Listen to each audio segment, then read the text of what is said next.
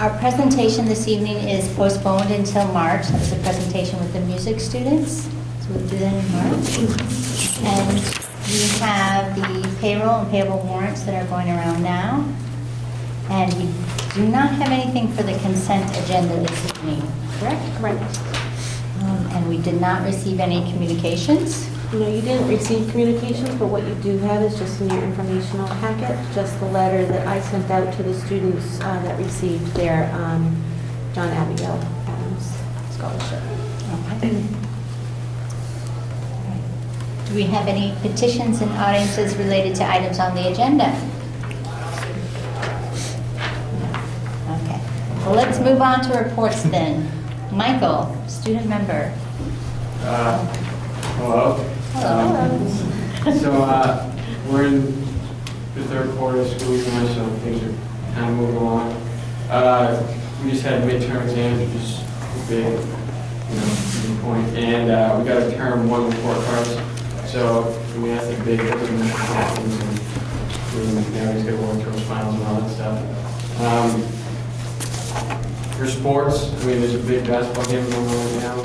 It's boys varsity senior night against West Boylston. And the girls have their senior night next Thursday against Air. So those are 2 big sports things. That's a big thing.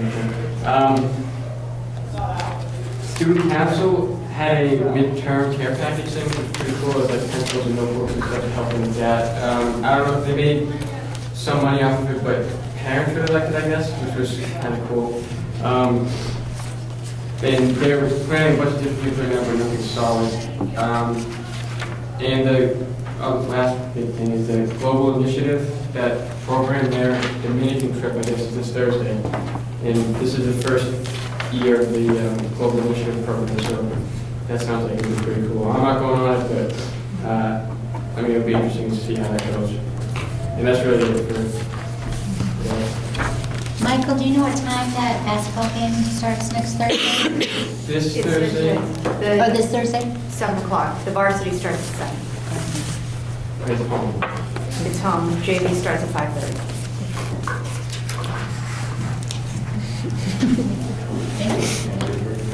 Okay, thank you. Thanks, Michael.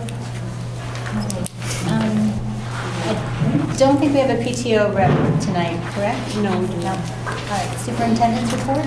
So I have two updates to give you. One is our traffic signage update in regards to up here at Tohoto. As you know, we've requested with Mass DOT to be able to put signage on Route 70 here in front of the school. We are very concerned with the speed of the traffic as students are coming to school and leaving at the end of the day. The Mass DOT did come out and look at the streets. And last week, Diane, Julie, and I were on a conference call, as well as, not Julie, I'm sorry, Scott, Diane, and I were on a conference call, and we also had the chief, the police chief up in my office as well. We did this on Friday morning, and what they stated is that they're going to begin the process this spring. We are going to have lights where now you see the lime green signs on both sides of the streets. Those will be replaced with flashing lights. It will still be green. They're not going to be the white lights because of regulations with the Massachusetts trafficking.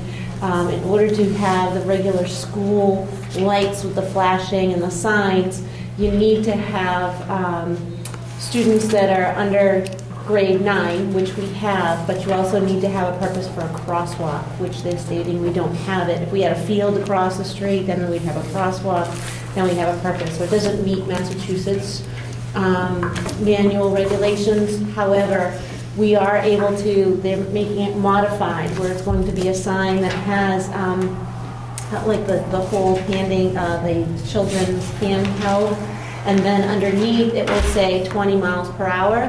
And then the other piece that the chief wanted them to say is when flashing. So when the lights are flashing, that's when the speed needs to be that way. And Angela, you were on that conference call as well. And there was one other, there's a 45 mile an hour speed limit sign actually in between that Angela was able to actually recognize, and they're going to move that out, outside of those other parameters. So we got the flashing lights, we're going to have that here. I'm very excited that they actually approved something or found some kind of way of making that work. So, like I said, they're going to begin, they said in March is what they had stated, but we're thinking sometime in the spring. Sometimes the timelines aren't always that accurate, but in the spring we'll definitely have it. We're going to have, Scott is actually going to be able to control the flashing and the timeline of the flashing, and we'll also have somebody here as well. So if we have games or things like that going on, we'll be able to adjust and put the flashing, as well as when we have, right, and then as well as when we have vacation weeks, we don't need the flashing, or summer session, when school's not in session, we won't need those weeks. So we'll be in control of that rather than Mass DOT, which they prefer it, and we prefer it as well. So I also want to reach out and thank both the select board members on both Boylston and Berlin for reaching out, but also our legislation for also reaching out and working with us and Mass DOT. And the chief of police has been very helpful in this process as well. Well, I just want to say that that is a huge win, because we've been talking about that for years. We had all kinds of roadblocks, and that we're able to get that much. It's a huge win for our students. I agree. I'm very excited about it. I'm personally and professionally invested in making sure that that was going to happen. So like, the reach out with our community was huge. It was pivotal in getting that accomplished. So I also thank Mass DOT for listening to our requests and trying to help us in finding some kind of a solution. Yeah, they seemed to be pretty quick to say no at first, right? That was like, yeah, that's not zoned.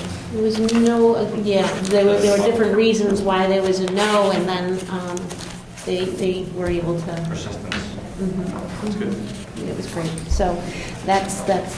I'm very excited about that. Also, on my goals, it is the time to do mid-cycle and just an update.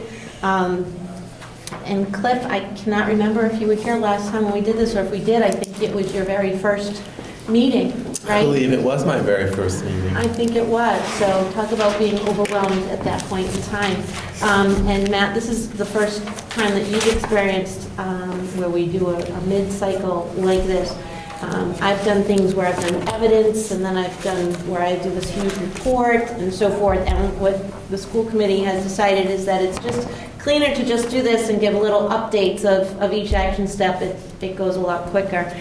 So you can see through my goals that I'm pretty much up to date or on track with most of them.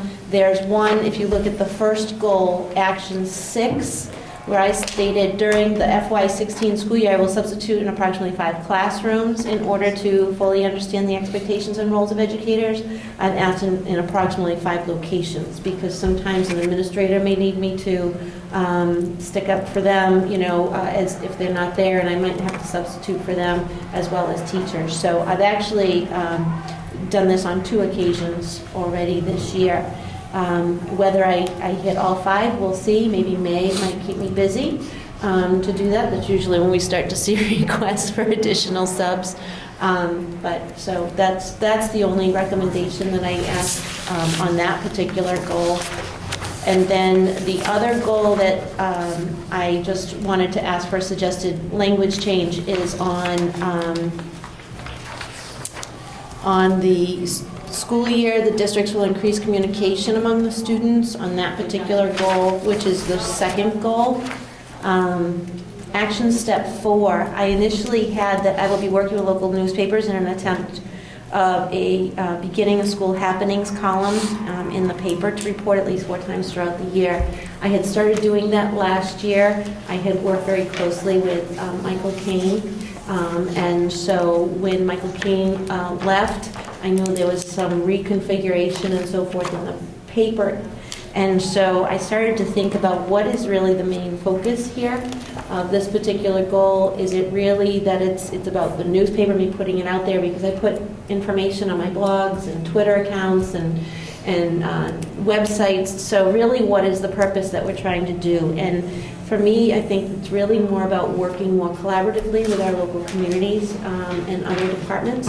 So I've asked that we actually revise this one step to state, work with local communities to build a stronger connection with the school district and town officials. And I gave some examples of evidence where this would make more sense, is working with the Boylston Selectmen, for example, and the Goff House Historical Society in determining the space for central office staff. Work with the Parks and Recreation in building a partnership with the local trails, etc. That's a beginning step. I don't have all the information on that, but I've been working with Michael May, the Boylston Select board member, and Parks and Rec, and they're trying to do with our local trails, and we're trying to build a partnership in that aspect. So I'd like to work on that project. And then also attending the Berlin FAC meetings, and either myself or a designee, which usually it's me or Julie that go. Angela, you've gone a few times as well. But I just feel those meetings actually have more meaning and more meaningful to what the goals are here at the district. So I'd like to suggest that we just tweak that for those reasons. And the school committee would have to agree to that. So we need to take a vote. You would take a vote on the revised recommendations. Are there any questions for the superintendent on these revisions? Okay, comments? No. Okay, if not, I'll call for a motion to accept the superintendent's goals as revised. So moved. Second. Okay. All in favor? Aye. Aye. Great, thank you. And that's it for my report, and now it's Julie. First is the OPEB report. We have Adam Dupre and Catherine Canning from PARS Group here to talk to you about OPEB. If you guys want to. Well, I guess I'll kind of open up. You probably know my father, Freddie Dupre, and Russell Dupre, family business.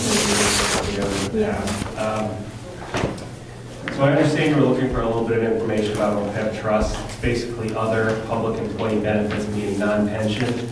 And obviously the primary one amongst them is health insurance. That's really what you're looking at, because that's it's a growing obligation. It's crushing some school districts. So, you know, I've had some experience working with other schools.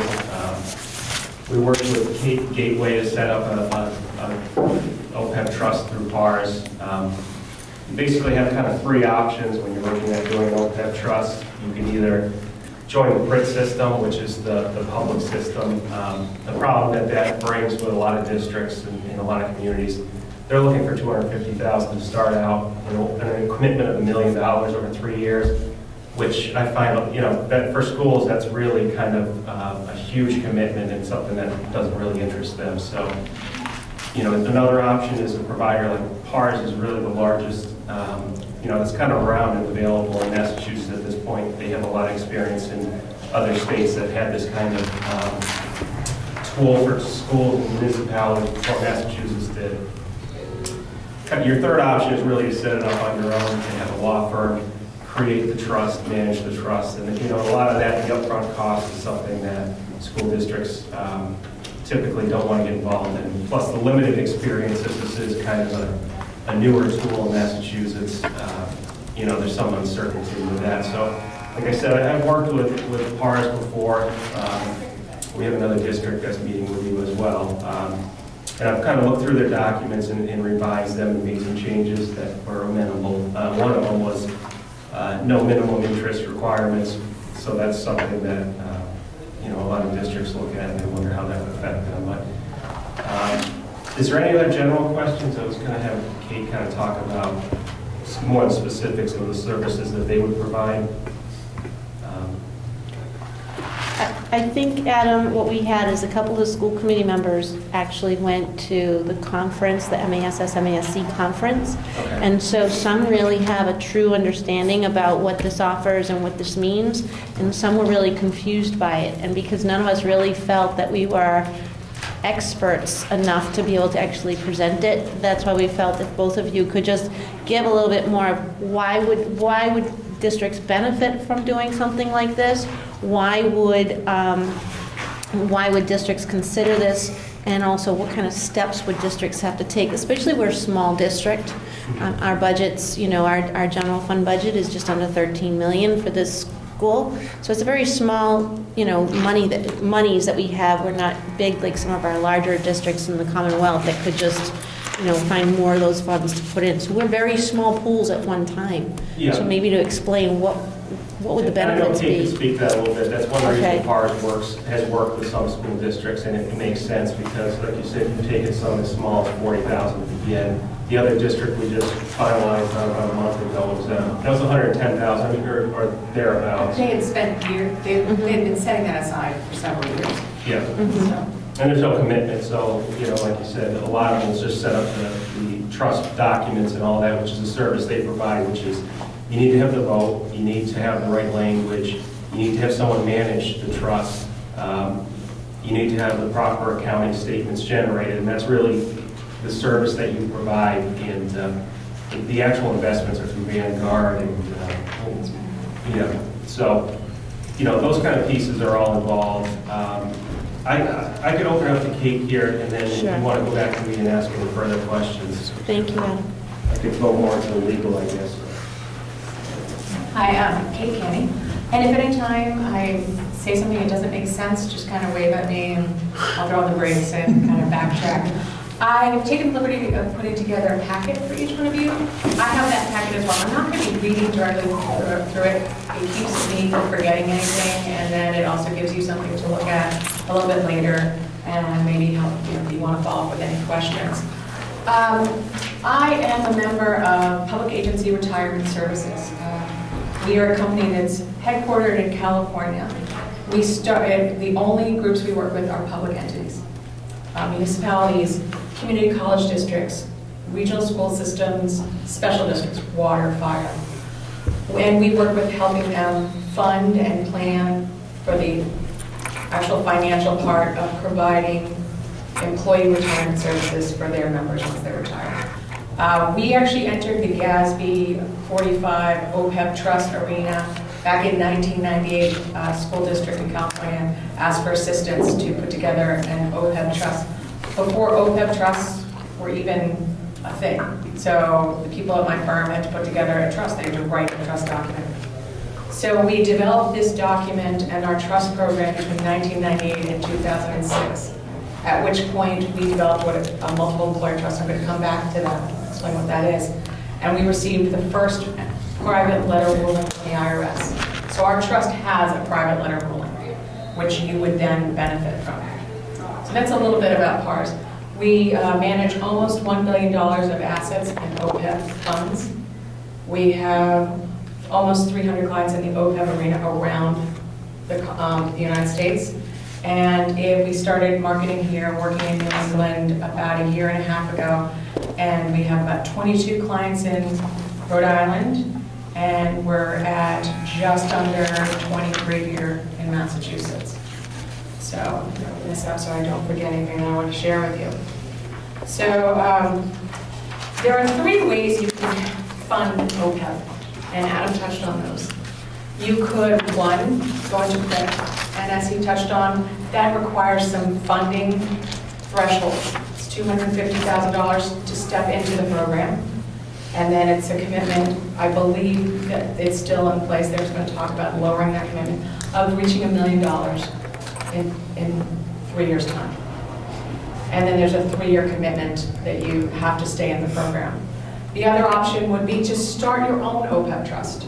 That would require you to develop trust documents to receive a private letter ruling, like I spoke of earlier. So you have to take your trust document, work with your attorney, and apply to the IRS to get a private letter ruling.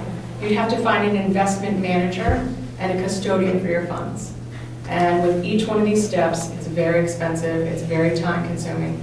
You would also have to have somebody in your organization to serve as the full-time trustee of your OPEB trust. That'd be the person who's committed to that. And they're managing the reporting and the statements and working with all the parts. So this is actually oftentimes too much of a burden for school districts, small entities, small municipalities, special districts, because everybody's already overburdened with what they're doing and the cost and just the setup. So PARS put together what is called a multiple employer trust. And we've developed our trust. And you can join our trust. We have multiple sub-pools in each of the trust, and your account and your funds would be in that trust. You would be a benefit from our trust documents, which are already established. However, we'd have your attorney vet them to make sure that there weren't any necessary changes for your organization. And then you'd be benefiting from our team managing the program for you. You would have your treasurer of your organization would serve as what would be called a plan administrator.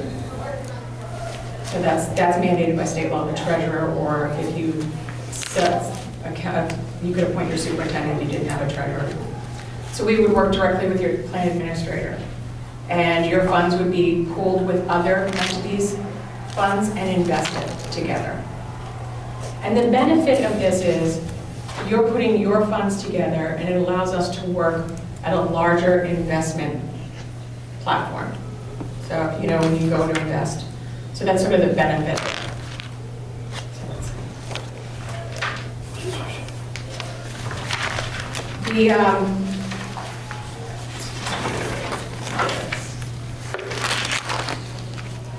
So you put together the investment portfolio, the investment plan. So we have the documents. Is this another meeting? Okay. So we have the investment portfolio, and you can join the pool. So the benefits and it's an economies of scale system. You have the trust documents we've set up, the administrative management, and the investment advisory, which is either the Vanguard fund that we offer, or we can work with an investment management program at US Bank, and they can design a portfolio within our larger pool. So that cuts it down to well lower than if you did it on your own. So these are the documents we put together for you. And the benefits are, we provide you with your monthly statements, your annual reporting, your actuarial work. We provide you all the documents for that and the benefit that way. So do you understand the reasons why you might want to be pre-funding, the benefits for that? Do some of you? I think you should go through. Yeah, I was going to ask you to do that, kind of take a step. So with GASB 45, which is Government Accounting Standards Board, back out in around 2006, 2007, they came out with Statement 45, which required municipalities, public entities, to report their retiree health care liabilities as a footnote on their accounting statements. So this was the first time they were required to keep track of it as a potential liability down the road. So this was being put on the accounting statements, and it's now being looked at as the potential liability.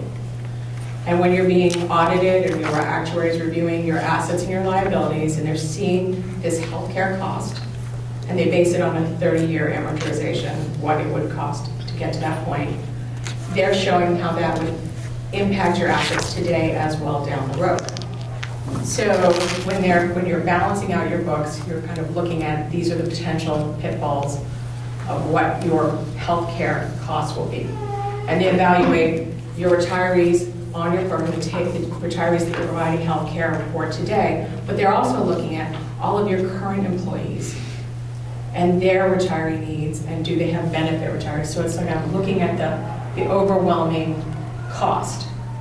So you have, let's see, when you look at your actuarial costs, you were looking at that point. So GASB started saying that we need to start accounting for this is coming down the road, and they're asking for a liability. And when you go and look at your discount rate, which is, and they're starting to establish that, sort of like your discount rate, which is on your actuarial, which is probably about 4% currently. Do you put your discount rate in? 3.5. Is it 5? 3.5. Is it the pay-as-you-go discount? Yeah, the pay-as-you-go rate. 3.5. Yeah, so it's 3.5. So that's counting for your discount rate being, you have this looming liability.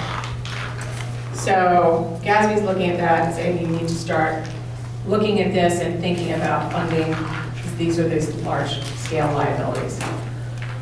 So GASB came out with 45, and it inspired an idea of pre-funding. And pre-funding is starting to set aside funds to help offset the costs of that liability down the road.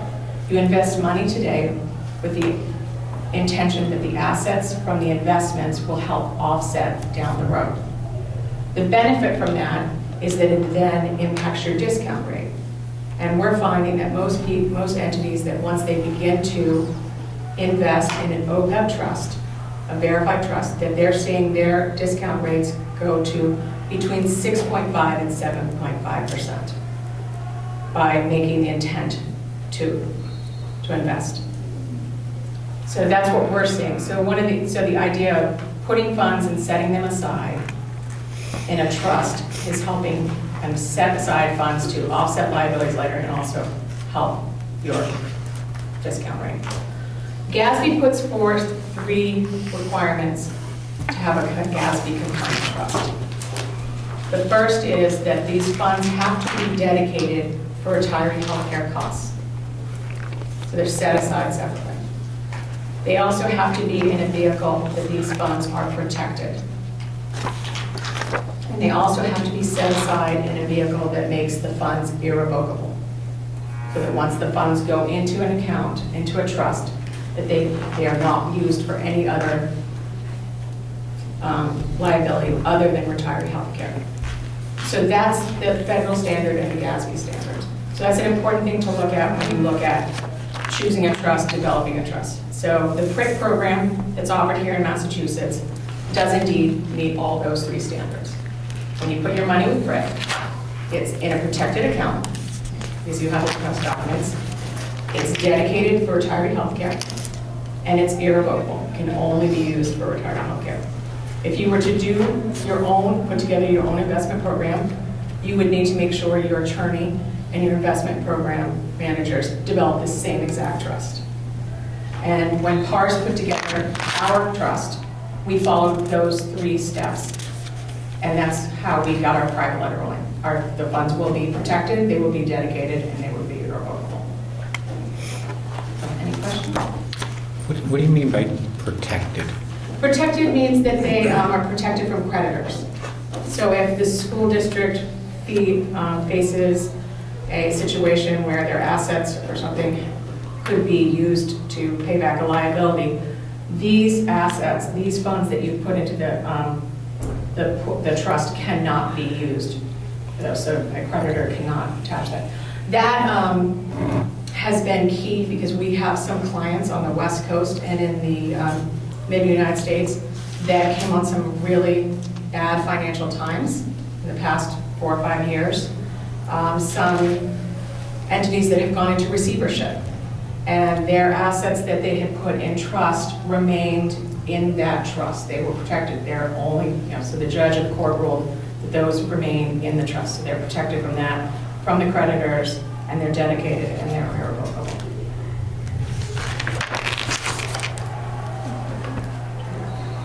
So the key, so our program, we have PARS, and we serve as what is called a program or plan trust administrator.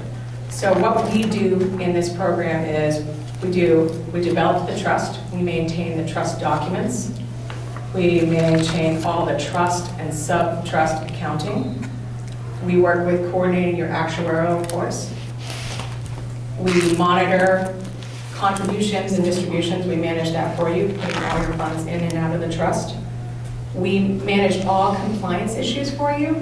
So GASB 75, GASB's putting out, has put out a new statement, GASB 75, which will be impacting liability documents and financial statements in 3 years' time. So our job at PARS would be to educate you on the impact of GASB 75 and make sure that all of the trust documents are on schedule with GASB 75. And if the federal government changes anything, it will come over to Massachusetts. So we manage all that legal aspect for your documents, making sure everything's in compliance and in place. And we work with you as the ongoing client liaison. When you said earlier that you work with our treasurer, So what role would the treasurer have with helping you pick out which Well, so funds or the what- treasurer would serve as what's called a plan administrator. Okay. And we have two investment options that we could make available to you. The first would be, U.S. Bank serves as our custodian of funds. Ours does not ever hold your money. U.S. Bank, they are the fifth largest bank in the United States, and they're the largest manager nationally of OPEB Trust. They are the bank that holds your funds. So you would make your contribution funding directly to U.S. Bank. So we work with U.S. Bank, and we're kind of the conduit between you and that U.S. Bank, and we manage that relationship. So they're the custodian. So now we have two investment options. We can work with U.S. Bank and develop an individual portfolio that's based on prudent investment laws here in Massachusetts and whatever your standards are here in the school district. Different districts, different municipalities have their investment policy standards, and we can develop a portfolio. And there's a fee structure for that. We also have the Vanguard, and many of you may be familiar with the Vanguard funds. So we have developed a program with Vanguard to manage OPEB assets. In that case, we have 3 pools that you can participate in. You select, it's a growth, balanced, or a conservative pool. And we would work with a plan administrator and the school committee, depending on how you would like to set this up, to choose which pool you would want your funds in. So that's sort of that establishment. So those are the 2 options you can go. You can go a directed or a discretionary approach to funding. So some of the key aspects of the PARS program. Because we're working with groups and we're bringing them together in what we call a multiple employer trust, we're able to do a cost savings and sharing across all of our clients in this pool. Your funds will always be held separately in its own trust account within our larger program. But the benefits of this are, 1, the legal aspect in the trust has already been established, so you don't incur that cost. You don't have to go out and develop your own trust documents. The second are a lowering of fees. Because the management of this one trust program is spread across many entities, we've been able to reduce the cost to you, the district, the municipality, the special district. And then there's the ability, because we're pooling all of these groups together, you're able to participate in investment models that you would not be able to participate on your own. So an example of the investment model that we put together with Vanguard requires a $250 million start point to participate in this investment model. And we're able to bring that to Vanguard because of all of our clients nationally. And we have almost $1 billion under assets. So we're able to bring you as one of our clients, or would be able to, into an investment model that gets a higher rate of return, but a lower rate to you. So those are the economies of scale in the system. And we take on the management burden of that for you. So an example of the investment costs. So right now, to develop your own investment program, for the investment management and the custodian, you could be looking at about 75 to start with just the investment management part, plus the advisory fees and the custodian aspect. And you can be working from anywhere from 75 to 125 basis points. And 75 basis points is the equivalent of 75% of 1%. So with the PARS program, we're looking at an investment model with U.S. Bank of 35 basis points, so 35% of 1%, combined with PARS at 25 basis points. So you're looking at 60 basis points for an investment management program, as opposed with all in completely, as opposed to 75 to 125 basis points. If you were to go to the Vanguard model, we'd be under 37 basis points total Vanguard and PARS. So that's kind of bringing down the percentage. Do you have the majority of the districts going through the Vanguard model instead of the US Bank? We have our school districts that I'm working with here in Massachusetts are all Vanguard school districts. With the exception of the school districts that I have in Plymouth and Barnstable counties. They're part of a program that we developed with US Bank that's similar to the Vanguard model. But Valley Collaborative, who we work with, South Worcester, Southern Worcester, Gateway, are working with the Vanguard model. I believe that appeals to a regional school district because it's a little less maintenance, a little less administrative on their part. So that's the cost of it. Another key factor is what do you need for investment assets to join a program? And with PARS, we don't have a minimum investment request. We don't hold you to that. Because we're offering this trust program to multiple entities, we've designed it so that groups that would not necessarily have the funding to join a state program or invest on their own, kind of makes them feel that they're out of the loop. There are groups that look at like the cost of setting up a program and managing it makes it cost prohibitive.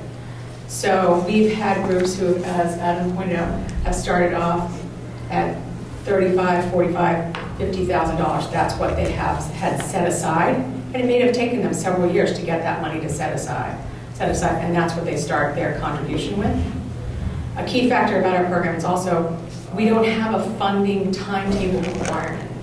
We don't require that you fund X amount every year, that you commit to X amount every year. As you spoke earlier, you have a smaller budget by some standards. You have demands on your budget. We had a client last year that we were working with, and last winter happened. And they had chosen to set aside X number of dollars, and they went over their snow and maintenance overtime budget by, I think it was 37%. After all the snow, they think that every Sunday night they had people out there shoveling the walks in the hopes of having school open the next day. So since they were not held in a mandatory funding program, they were able to adjust. And then came back at the close of the fiscal year and said, we have some money in E&D and we're able to put this aside after they were able to meet their snow removal budget. So that's actually one of the ways that we can be flexible. That we're working with you, we're bringing you a lower cost program, but we're also working with what are your needs as a school district because they are ever changing.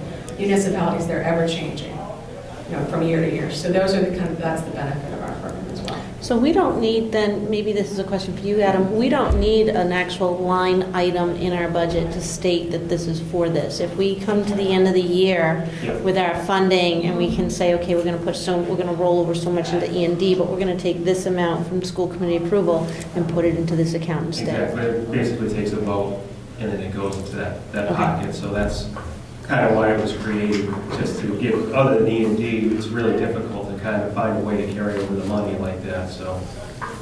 And are we in Massachusetts where we have to have, like in E&D, we have to have, we can have no more than 5% of our general fund budget in there.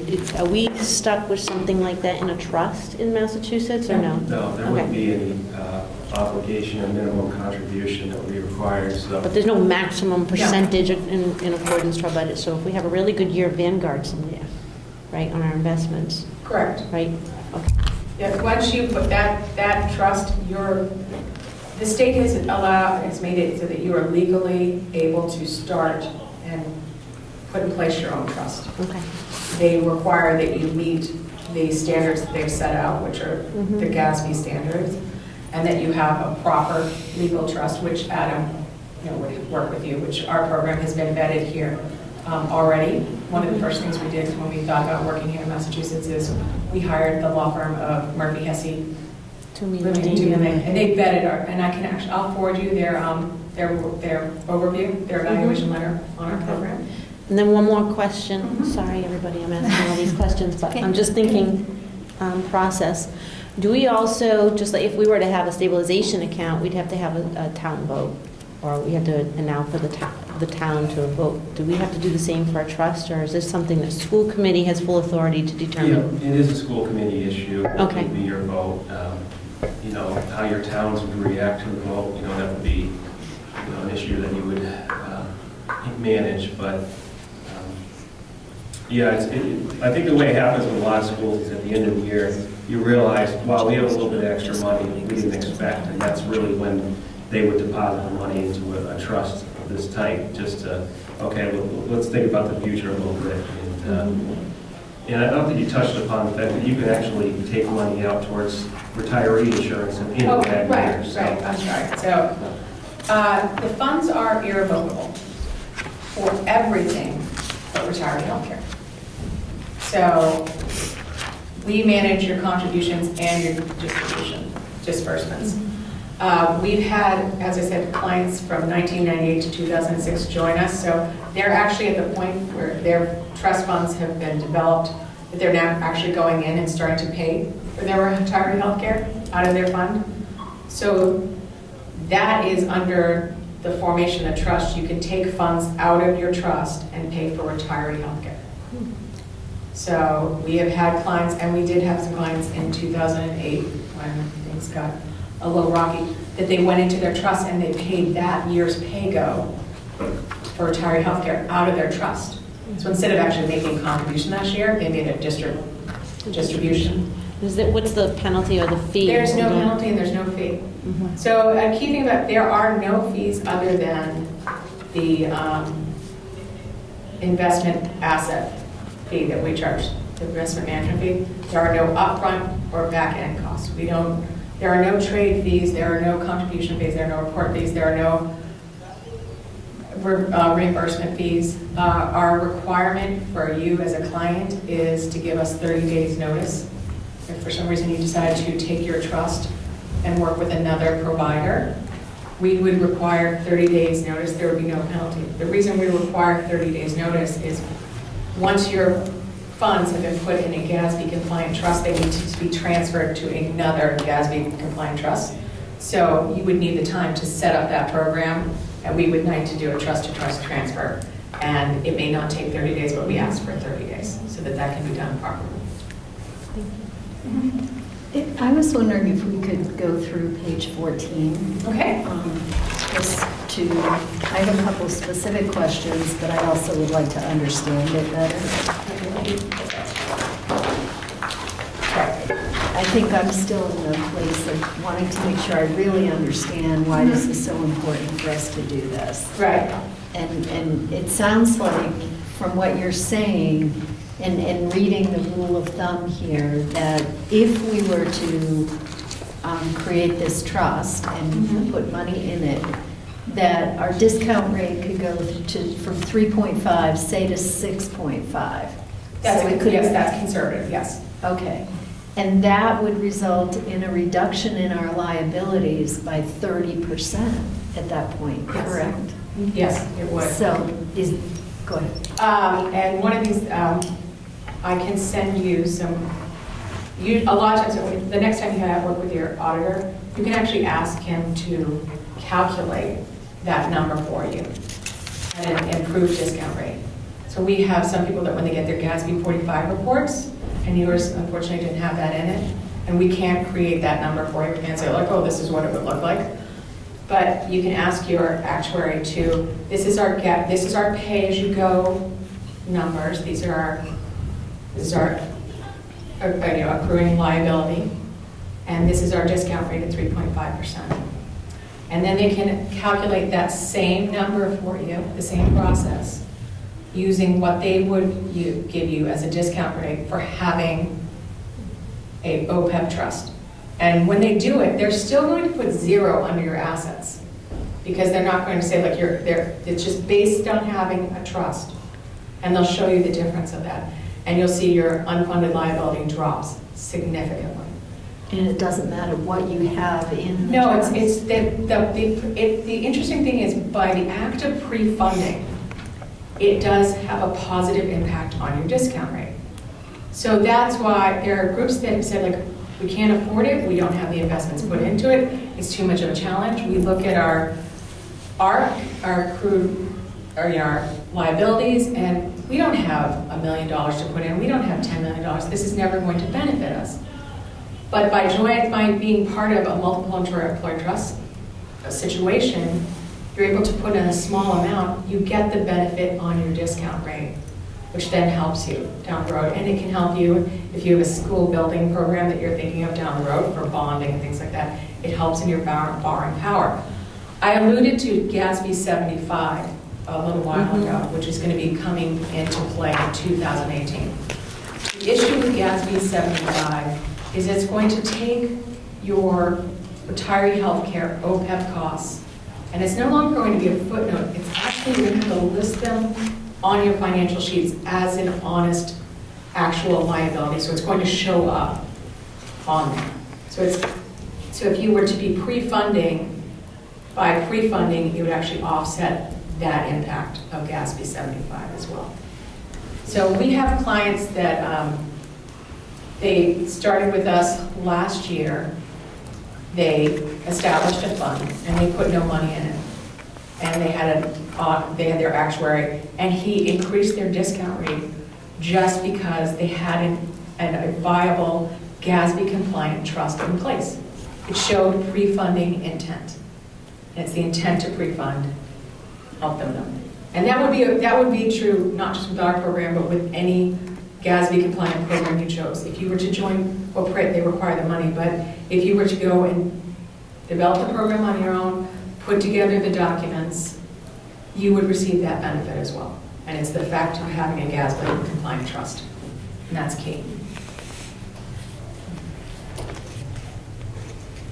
So is that generally what schools do? Do they go ahead and put together a plan, like at any time during the year, and then at the end of the fiscal year, send it somewhere? I've been meeting with schools throughout the year and presenting to them, and when it's working into their schedule, and when it's kind of up on their agenda, we meet, and the process to adopt our trust is really quite simple and straightforward, and we can put it in place, and I'll walk you through that in a second.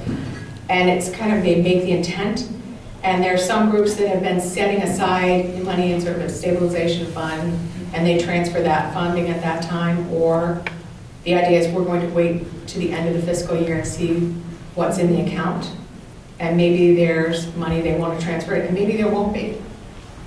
And that's fine. The account's in place and it's there when they have the intent. I worked with a municipality that they weren't going to fund for 2 years, and then they received a settlement from a water company. And it was $25,000, and they were able to say, like, oh, we can put this right over here. It was money that they hadn't anticipated. So the process of joining our program is very straightforward. We have the trust documents that have been developed, and we would send them to you for your review. So you would review the trust documents. Adam would review them for you and probably discuss them with you. And then the next step would be for the board, the committee here, to vote to adopt the program. And you would do that by formal vote. And then you would appoint a plan administrator, which in general is the treasurer. I have 2 school districts that they didn't have a full-time treasurer, so they chose to appoint their superintendent. We would just have to write that into the trust document ahead of time to make that change. So the trust would be voted on to be adopted, and then the plan administrator and I would sit down, we would execute the full set of trust documents. Those documents would be executed by PARS, US Bank, and Vanguard, if you chose the Vanguard option. If you were just doing a directed portfolio, you would just work with US Bank. The account would be set up, and then you would be ready to fund at your time frame. Start to finish, that process takes about 3 weeks from our end. And then it's just based on your schedule of when you would want to do it.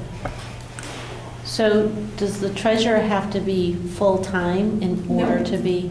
No. Okay. It's your choice, but that's the flexibility of this. Under the state law says that the plan administrator, the trust administrator, would be the treasurer or his or her designee. So it leaves it open.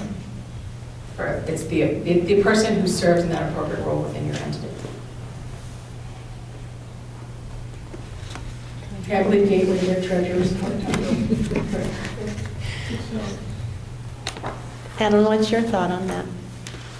On setting it up without funding it? Or? No, having treasurer versus So I'm leaning towards treasurer, but, Yeah, I think that's the typical way it's done. It's standard as treasurer, but Treasurer, we okay. can make the adjustment if the entity needs that. okay. You commented on, well, what is your opinion of, I'm sorry. unfunded? Is there a downside in your opinion? I don't see a downside to doing that. I think most schools probably, they go through, the process is fairly quick, so if you had the money available, you could set it up, but I know at Gateway we did do money, we did have something to set aside. Yeah. Another district I'm working with, the reason they kind of reached out because we have some extra money, what are we going to do with it? So I don't have any problem going through the documents and reviewing them if you just look to set something up and down the road, if you were, decided you actually wanted to fund it, it would be a much quicker process at that point, I would imagine. And there are no fees if you haven't funded. So it doesn't, that's an important thing, like until your assets go in there, there's nothing for us to charge fees on, so. Where Julie wouldn't know, like for this year, let's say, where Julie wouldn't know until near the end of this year if we even had funds available for it, it probably would make sense, if you're interested in doing something like this, to set this up, so at least you have the setting, it's all set up. So at the end of the year, when she says, yep, I have that money and I can put it over, the system's already in place. I'd be happy to send Adam the trust documents to review for you. And if you'd like, I could send you some examples of the benefits of free funding on the discount rate, to show you numbers of, this is their unfunded liability on PAYGO, this is their unfunded liability with pre-funding. And I'll send you a couple examples of people who have just started out and are, have had some funding, if that would be helpful. Yeah, I think it would. It just feels like such a no-brainer to me. It just makes so much sense that we can reduce our liability by just in the act of setting up the account and beginning to fund some piece of it. I just couldn't imagine why we wouldn't want to do it.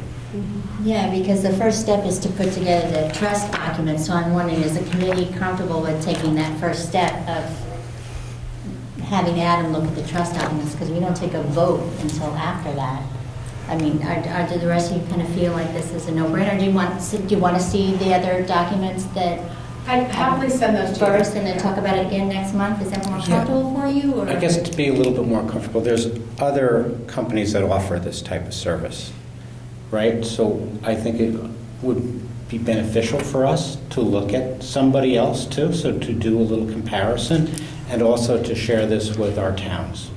Not asking permission, but sharing with them our intent, so they're, we're doing this eyes wide open and with people aware of That's a what we're good doing. one. But I think, very great presentation, I do appreciate it, but I think it benefits us as a community if we have to do a little bit of comparison shopping. I would ask you, if when comparison shopping, or I would recommend that you make sure they tell you about the whole program and quote all fees. Okay. So really, there are some groups that will say, oh, this is our fee structure. And then when you look all the way down to the fine print, you'll find out, well, it's everything but, like there's an investment management fee, and we really can't quote you your investment management fee until we know what pool we're putting you in.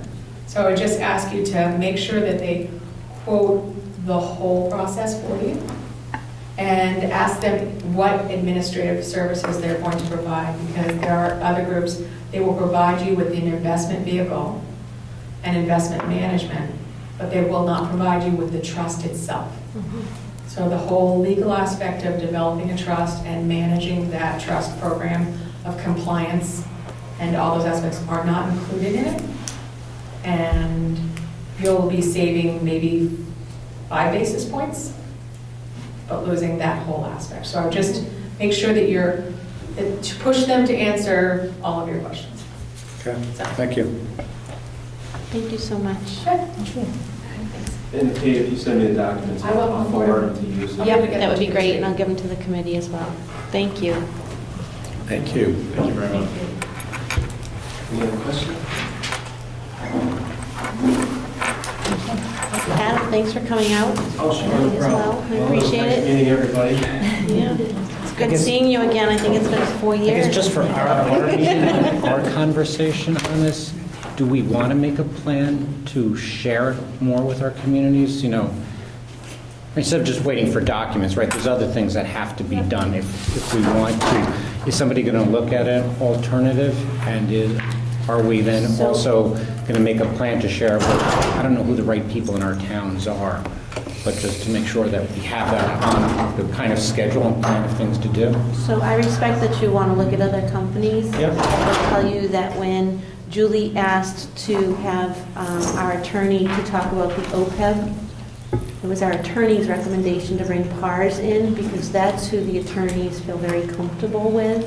And also MARS, your Massachusetts Association of Regional School Systems, this is their recommendation is through this company. So you have your regional, state regional representative that's not really talking about other companies, but doing this one. So I appreciate that you want to do others, and obviously Julie can look at other companies that do offer it. However, this is My the one that's recommendation is we look at another one. You wouldn't Yeah. invest with the first investment company out there, right? Yeah, no. You would look at a couple of them. It doesn't take that much work. I think we would be on a much better footing if we said we looked at more Sure. than one. I don't think it's a problem to look at another. I think from, when we first looked at this issue and saw presentations at the conference, it was really clear that PARS is the expert. Mhm. They were delivering a lot of the educational programs around this. So it they did feel like sort of the de facto choice in a sense. Sure. But I'm not opposed to looking at it. I think it's a great idea, and this makes a lot of sense. Like you said, it seems like a no-brainer. That's why I'm saying, let's continue with this, but I think we just need to make sure we're looking at it more than just one. So would it make sense to have maybe a school committee member of each town to go to the select board to explain to the selectmen what they're doing, or that you're... Do we think they're the right? Yeah, that's the question. Yeah. Are they the right group, or is the finance committee? or Finance Who is the right group to go to? Yeah.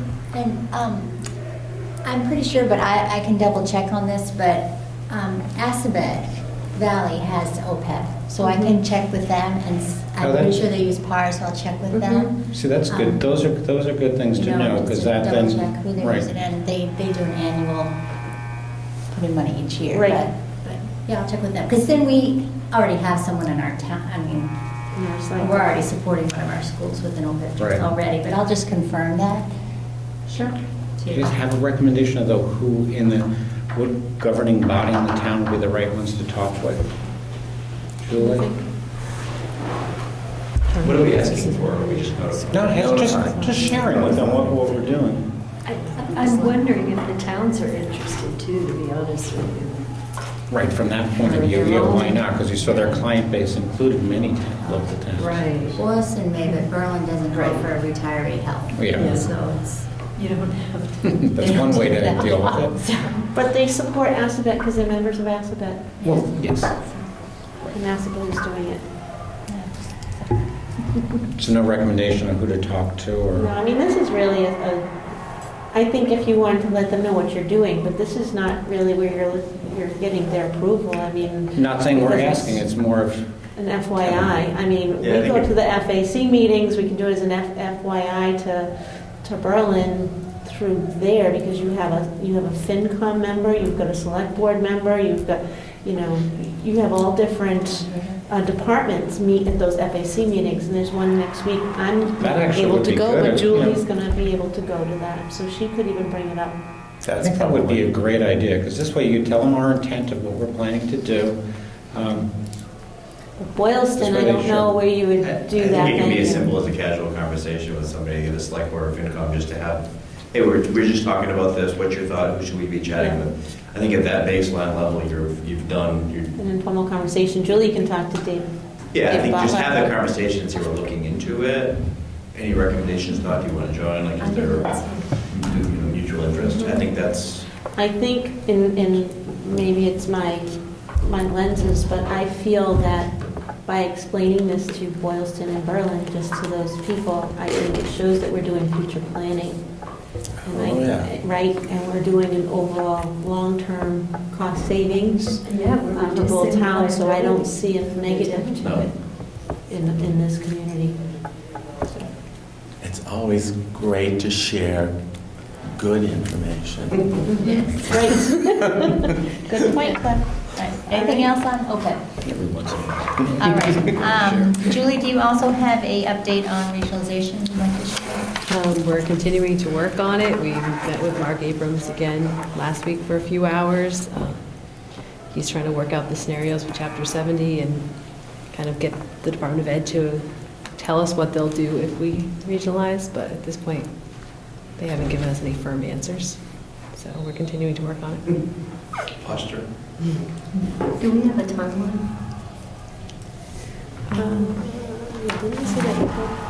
Yeah, I think we definitely said by April, but he's got a lot of work into it already, so might be soon. See? I will say, I mean, we've met with Julie, Angela, and I have met with Mark Abrams and Matt Abrams on 2 different occasions. And the first occasion, it was well over 2 hours. And then the last occasion was well over an hour and a half, maybe, an hour and a half. 2 hours. Probably goes, later. right, I think longer, that's Than right. So, yeah, about another 2 hours. So I think they're really doing a very thorough review in what the school committee's focus is and what you're hoping to get out of the report. So I'm very pleased so far. Don't know if I'll be pleased with the numbers, but we'll be pleased so far with the work that they've been doing. Good. Great. Thanks, Julie. Next, principal's report. Mr. Sari. 3739, end of the third quarter. Thank you. Sounds exciting out there, but It is exciting. So in your packet, I have the Tohoto winter map results. All of these student results went home with semester 1 report cards to parents. I was very pleased with all of the results in grades 6, 7, and 8. There was an increase in all of our grades. Grade 6 students exceeded grade level norms in all 3 tests by at least 10 RIT points. And as you can see by all of the pie graphs, anywhere from 88 to 91% of our students in each one of the respective areas were anywhere from the average to the high category. And I really think that the change, the help of with Paul Mara, having the Chromebooks in each one of the classrooms, having the individual teachers administer those map tests, as well as having the 6th grade already have had the experience at the elementary school. I think that we're seeing an increase in students taking these assessments more seriously. All of our teachers have taken a look at the individual scores, especially those that did fall into the low average and low percentages. And with our class numbers, that's anywhere from 3 students to about 11 students in each one of the grades falling in depending upon the category in each one of those areas. So what the teams have done is to take a look at the area of needs, the specific students themselves, and from not only these map scores, but also the scores in ELA and math, have made recommendations for students to either enter into ELA and or math labs that they were not in first semester and enter into them this semester. And we also use these scores for exiting purposes, having students exit when they have shown that that they've narrowed that gap between their content knowledge in each one of these areas. That's a good indication that we do take them out of those labs, but again, monitoring them. We've also, I think one of the changes that we've also made this year that has helped, especially in our math scores, is that we actually have the students' individual math teachers teaching the labs themselves, so that they are not only seeing them within their regular math courses, but then they see them an additional period every other day. In ELA, I don't know if you have remembered, there was a recommendation last year. We had ELA lab every other day. This year we have ELA lab every day. So I think that also attributes to the increase in scores. So I'm very pleased with these scores. Well, we will take our spring maps assessments in June for all of the middle school students. We are going to try to do them a little bit early so that we can use them in the recommendation process for which math course our middle school students will be going into. So we'll use these scores as well for that. Any questions? Great, thanks. I'll go on with the principal's report. We've had numerous student successes. Our Tohoto Music Department had 3 high school students accepted into the Central District, Massachusetts District Band. They were Rebecca Davis, Eleanor Martinez, and Andrew Wilcox. They all performed at Mechanics Hall in Worcester. And Andrew Wilcox was invited to audition for the All-State Jazz Band and passed this audition. He was named the state's best high school jazz pianist, a prestigious award which only one student can win, and he'll be going on to perform at Symphony Hall as well as the Newport Jazz Festival.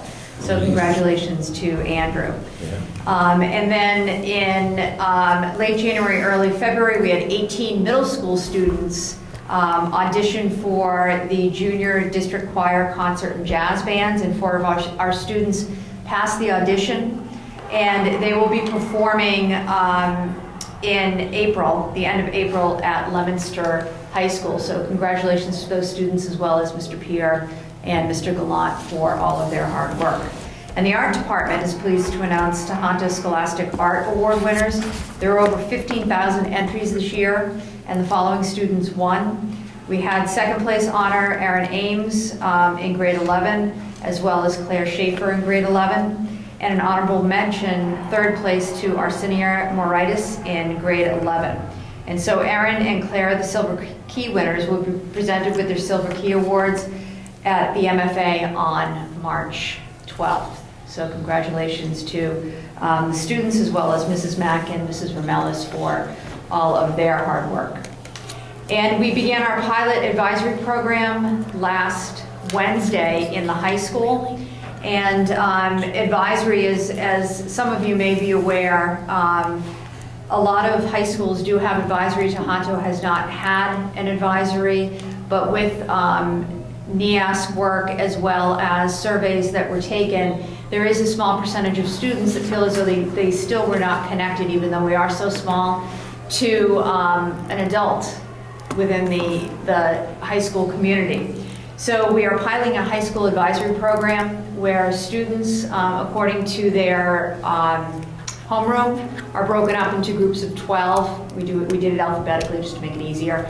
And those students will meet with an advisor. I'm an advisor. Most of any faculty member that is free that first Wednesday of the month, they are advisors to a group of students. And really the goal is to try to make connections and to keep that same advisor as the students grow through 9th, 10th, 11th, and 12th grade.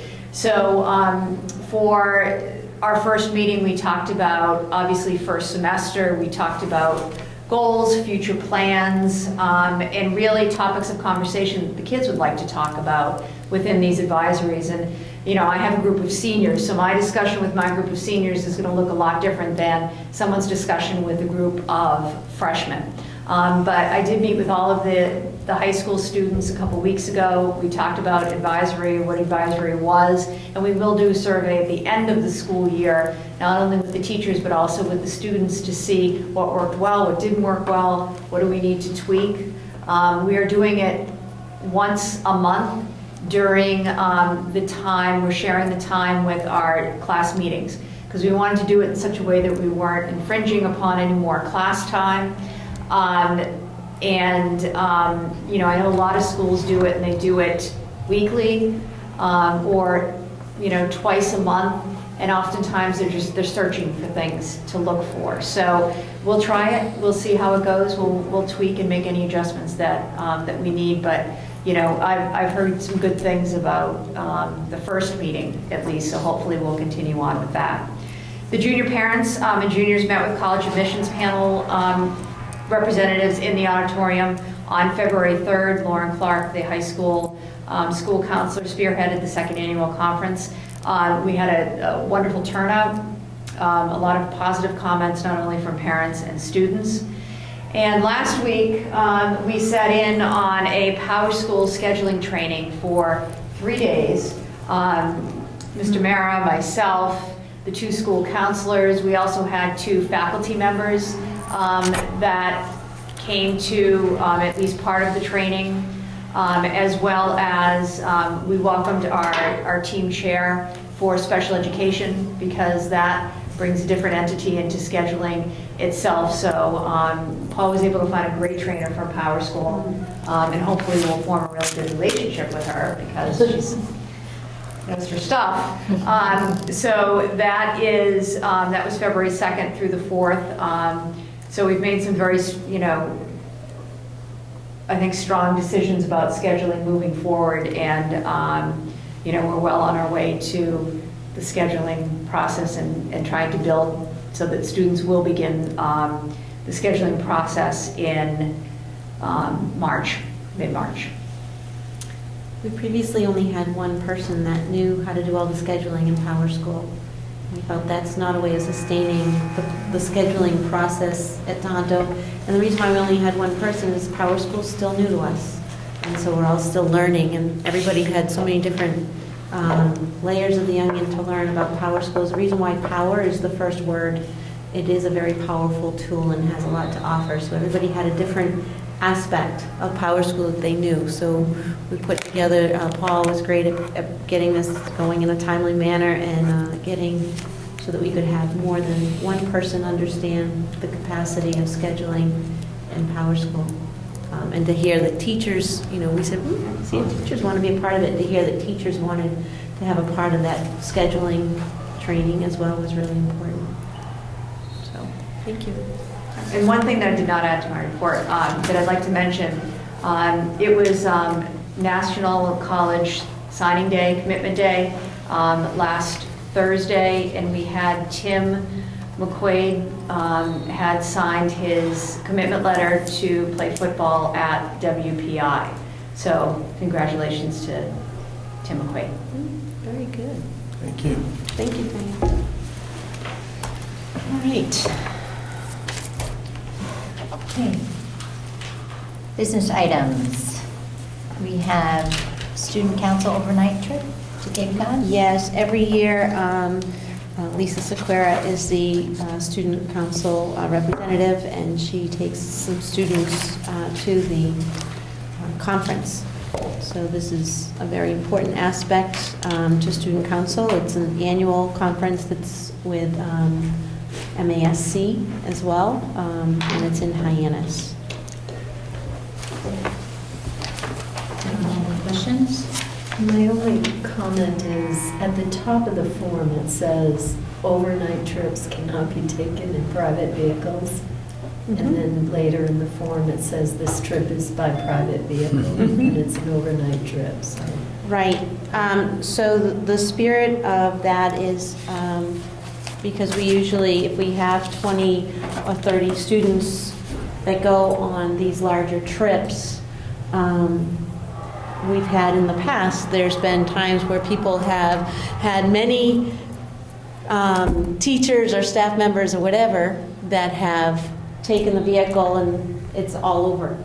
This is a very small group, and so we have honored this in the past.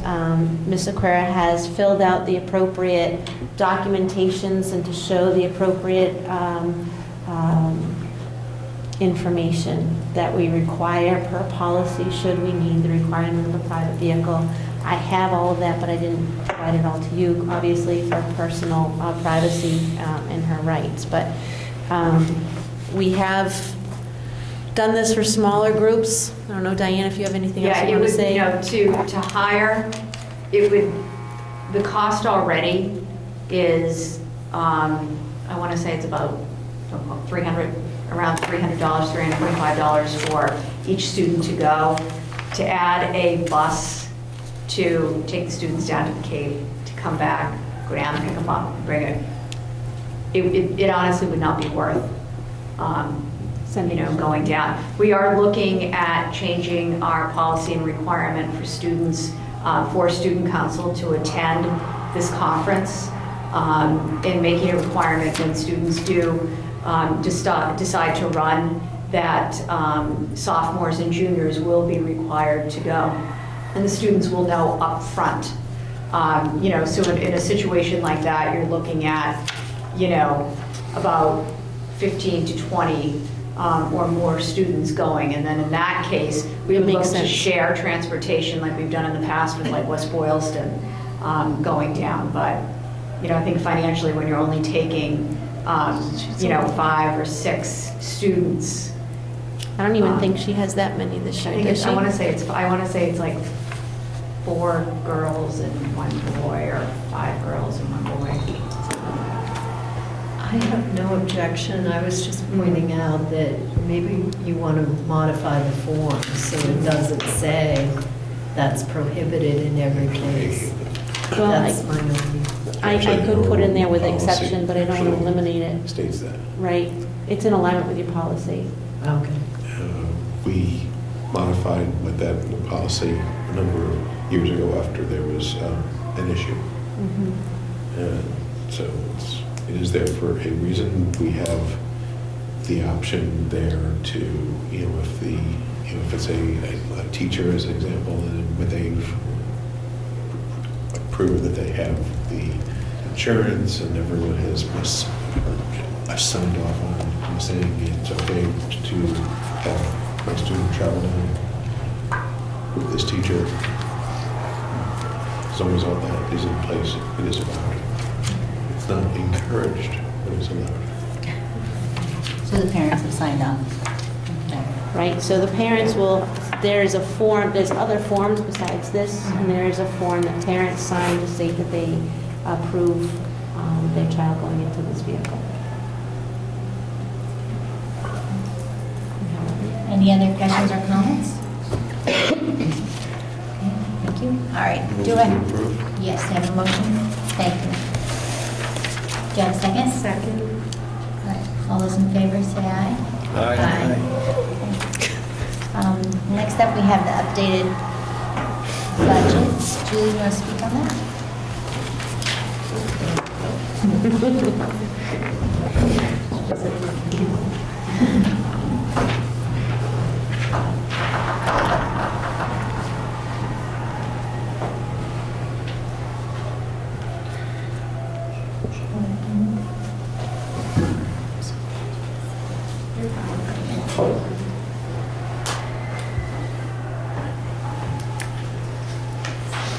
So we're going to go over some updates since we voted last in December.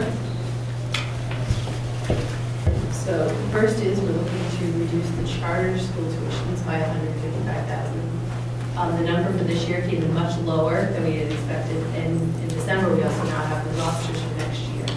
Currently have 20 students who are at charter schools, 10 of them are 12th grade this year. So for next year we can reduce that line. Our school choice number, that we came in December, is a little bit lower. I think we can cut $15,000 for next year school choice.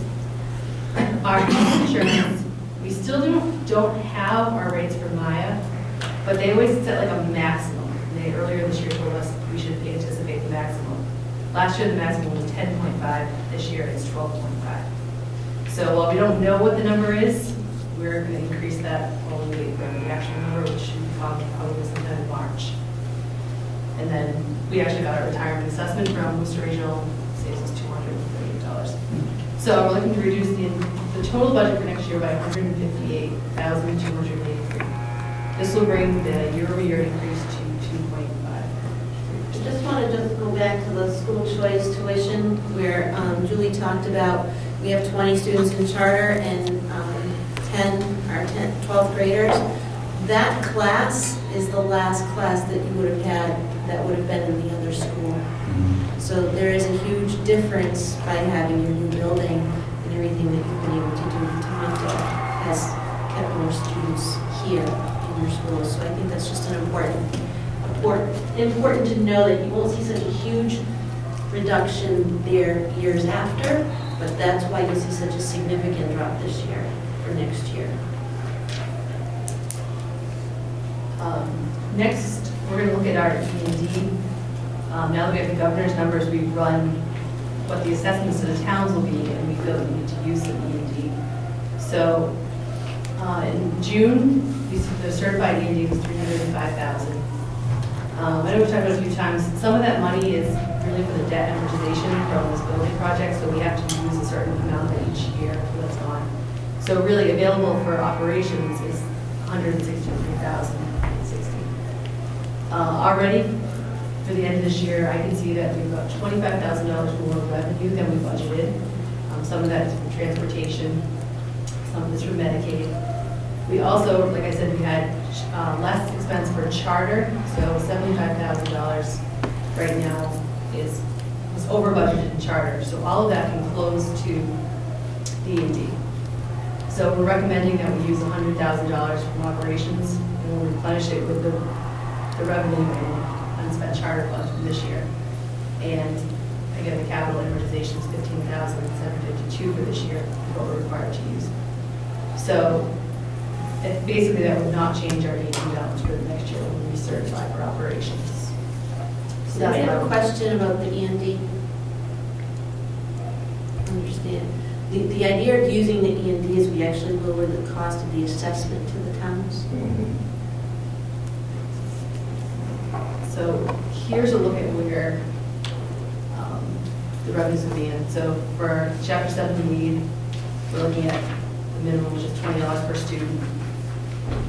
Chapter 71 need, we're actually a little more this year than the 116. So I put that governor's budget level funded it, but we're actually getting more than the 116,000 this year.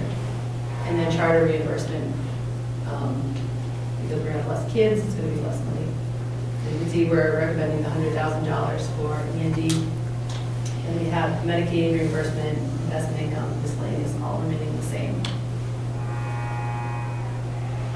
The big driving force for the assessments is what the minimum local contributions are. So you can see Berlin's minimum local contribution went down by $66,000. Boylston's went down by $125,000. So that's where we start to do the assessment. First they do that. Then the transportation is broken out by foundation enrollment, and then whatever's left goes to the minimum, above minimum local contribution. Julie, See, sorry. I'm sorry, you said 125, it says 25, Boylston's? It went down by 20, down by 25. Okay, all right, Yeah. just wanted to be sure. Sorry. I was looking at the above, sorry. So you can see the above minimum for the two towns. So the overall change for Berlin is a negative 0.44% for their operating assessment, and Boylston's up by 3.29%. And this is just the numbers we're using for the foundation enrollment to apportion the above minimum and the transportation. So you can see Boylston was 60.79 in 2016, and they're up to 61.93. And Berlin's gone down a little from 31.21 to 38.07. So that's another reason why Berlin went down.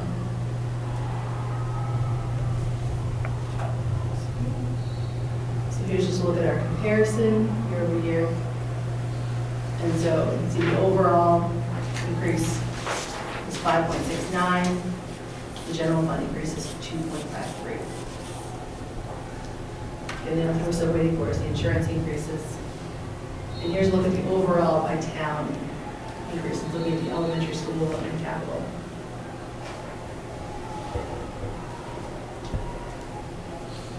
Any questions? So typically in this juncture, in December, you do a vote, and that goes to the town. In February, school committee has sometimes done a vote again on the revised budget, because they feel as if this is what they want to do and give it to the town. And sometimes in February, they just use this as an informational, and they'll do the final vote in March at the budget hearings, after the budget hearing. So that's up to you as a school committee if you want to vote on this proposed revised budget, or if you want to just use it as an information. What would you like to do? Okay. What did we do last year? Last year, we just did informational. The year before, we voted in February. The year before, there was a huge drastic change. Last year, and so we did the vote 2 years ago. Last year, we still didn't have the governor's information, because we weren't getting that until March. So we chose to just use it as an informational and not do a vote, because we were very uncertain when the governor was going to come with the money. Now this, because we had a new governor, so we have a new governor, they don't have to make the decisions until March. But here, we already have the governor's information. So the only unknown is the insurance. The insurance. At this point, I put that Your to the maximum taxes up, so. of what it could be. What does the vote get us? I know, that's what I'm wondering.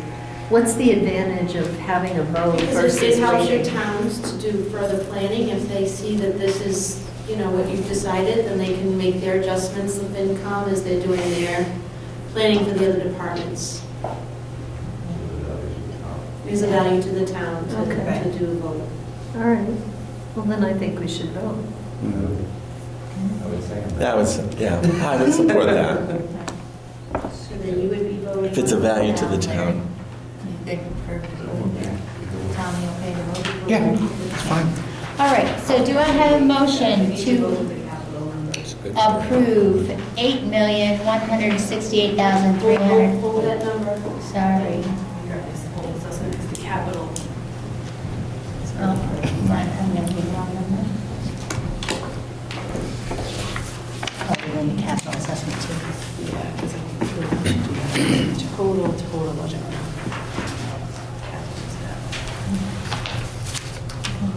Reading glasses, sorry. All right, just make sure I'm reading this right. All right, so do I have a motion to approve with the budget and capital $9,602,725? So moved. I'm sorry, you pulled the capital into the conversation, but that's not up here? Yeah, So can I'm you show the confused. capital slide for them? Can you help me? It's,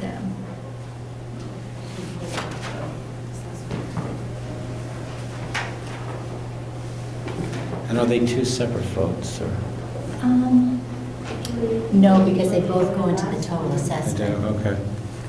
The total vote at the end, because this came from the auditors the year before, it has to be that.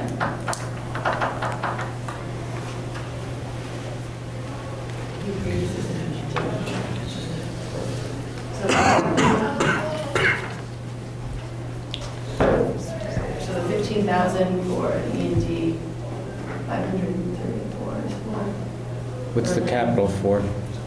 just for this building. It's just the assessment for this building. Just the assessment for the building, okay. Yeah, and that's apportioned, it has its own calculation that uses like a 4-year average of the foundation and the actual students in the building.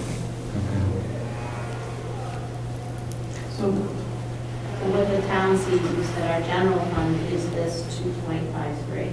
Yes. So in other words, right, so really, when you're voting that full amount, including the capital, you're approving this number that you see on your slide, plus the capital. And in the past, what the auditors have stated is that when you do a vote for a region, you need to do a vote, it includes the budget and the capital. So, And that's always been inconsistent so here. during our vote, though, can we call them out as specific numbers? Sure. Okay, instead of just, yeah, just so we're clear about what's in each Yes, one of do them. a motion to include the total with the understanding that. So this X amount is for capital and X amount, And really Sorry. Some clarity to it. Yeah, we can follow along. Motion to include, okay, so it's going to be the budget first? We're going to do a motion to include the grand total, the FY17 budget, including capital, for the total amount of $9,602,000. but we're going to say the capital is 1.4,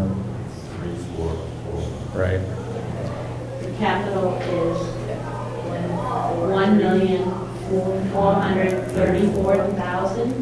$1,434,413, leaving the general fund budget to, the operating budget is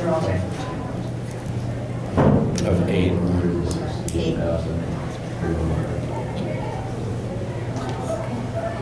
So do I have that motion? As described. More importantly, does the recording secretary have? Right, Yeah, that's the exactly. key.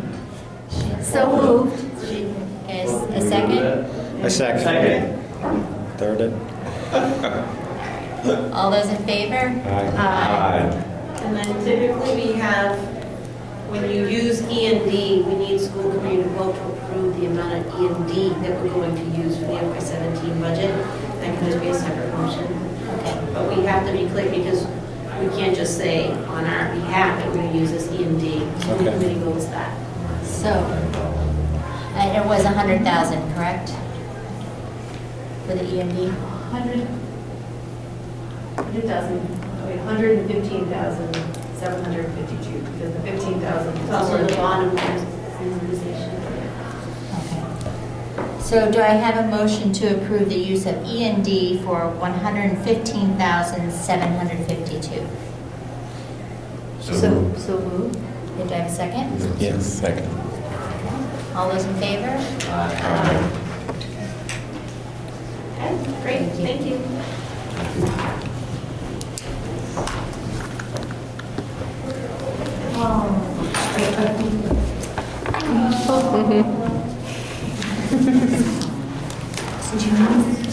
Those two.